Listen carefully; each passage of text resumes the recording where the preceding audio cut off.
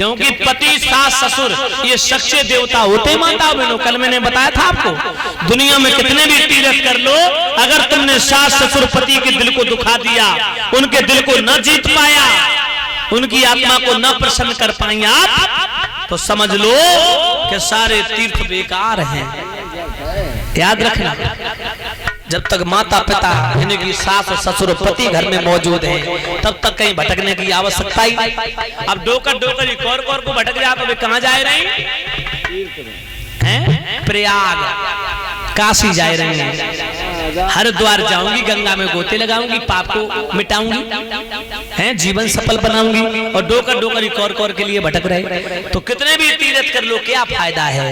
और अगर तुमने सास ससुर पति के दिल को जीत लिया तो कहीं दुनिया में मत जाओ, समझ लो तुम्हारे सारे तीर्थ हो गए, सारा तीर्थ का फल तुम्हें मिलेगा। एक चोट तीर्थों पर मत जाओ, एक बार मत जाओ धार्मिक जगह पर, लेकिन माता पिता की सेवा करो, माता पिता की पूजा करो। एक बार भगवान नाराज भी हो जाएंगे और देर में प्रसन्न होंगे, लेकिन सास ससुर की अगर तुमने मन से पूजा की सेवा की तो उनकी आत्मा क्षण भर में प्रसन्न हो जाती है। याद रखना, नाराज तो हो ही नहीं सकते, प्रसन्न होंगे, और जब प्रसन्न होंगे उनकी आत्मा से दुआएं निकलेंगी तो तुम्हारा परिवार उन्नति की तरफ बढ़ेगा, परिवार का विकास होगा। अगर तुमने डोकरी को भटकाया, कौर के लिए दुनिया के कितने तीर्थ कर लो, दान कर लो, कथाएं कर लो, हवन कर लो, गंगा आना लो, सारे तीर्थ कर लो, मथुरा, काशी, वृंदावन, अयोध्या, प्रयागराज, हरिद्वार, बद्रीनाथ, जगन्नाथ, सारे तीर्थ बेकार हैं। बिल्कुल महाराज, याद रखना, माता ध्यान रखना। राजा का साथ दिया, और धर्म संकट में जो पत्नी अपने पति का साथ देती है वही धर्मपरायण स्त्री बताई जाती है। लेकिन एक बात और कहेंगे, ज्यादातर गलती माताएं बहनों की नहीं होती है, कुछ भाइयों को भी सुधार करना पड़ेगा।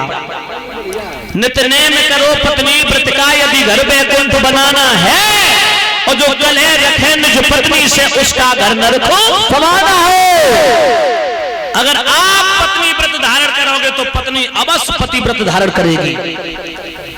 अगर तुम भमरा बन जाओगे, पत्नी भमरी बन जाएगी। तुम दौड़ कली पर भागोगे, वो दौड़ फूल पर आएगी। याद रखना, तो अपने विचार अच्छे करो, सात्विक भोजन ग्रहण करो, परिवार के साथ हिल मिल के रहो। बहुत से लोग होते हैं ना, शाम को जाते हैं तो सुबह, अगर सुबह गए तो अभी उठे से आते तो पैर नहीं धरती में रुक रहे, जमीन पे कांप रहे हैं, और शाम को आए तो ठर्रा लगाए के आए। बिल्कुल, तो बताओ कब तक पत्नी पतिव्रता रहे?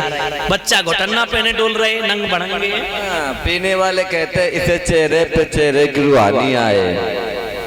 याद रखना, तो ध्यान रखना, पत्नी पतिव्रता अवश्य बनेगी। घर की जिम्मेदारियां होती है माताओं के ऊपर, गृहस्थी की जिम्मेदारियां भी होती हैं।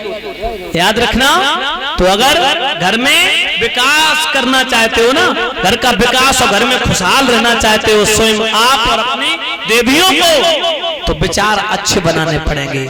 मदिरा का परित्याग कर दो, जो और फालतू में घूमना बंद कर दो, केवल अपने काम से काम मतलब रखना चाहिए। सुबह शाम भगवान का पूजन पाठ और घर गृहस्थी के ऊपर भी नजर रखनी चाहिए हर पुरुष को।